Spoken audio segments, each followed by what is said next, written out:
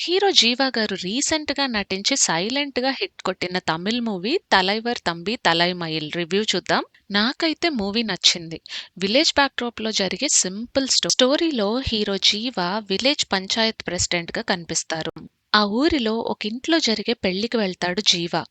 పెళ్లి మంచిగా జరగడానికి ఒక లీడర్‌గా ఆ పెళ్లి ఏర్పాట్లలో సహాయం చేస్తూ ఉంటాడు. కానీ అదే టైంలో ఆ పక్కింట్లో ఉండే తాతగారు అనుకోకుండా చనిపోతారు. ఈ 2 కుటుంబాలకు ఎప్పటినుండో ఉన్న కలహాల వల్ల ఆ తాతగారి కొడుకు తన తండ్రి అంత్యక్రియలను పక్కింట్లో జరిగే పెళ్లి ముహూర్తం టైంకే చేస్తానని పట్టుపడతాడు. పెళ్లి ఖచ్చితంగా తన ఇంటి ముందరే జరగాలని పెళ్లి కూతురి తండ్రి పట్టుపడతాడు. ఈ రెండిళ్ళు పక్కపక్కనే అవడం వల్ల ఒకింట్లో పెళ్లి ఎలా జరిగింది?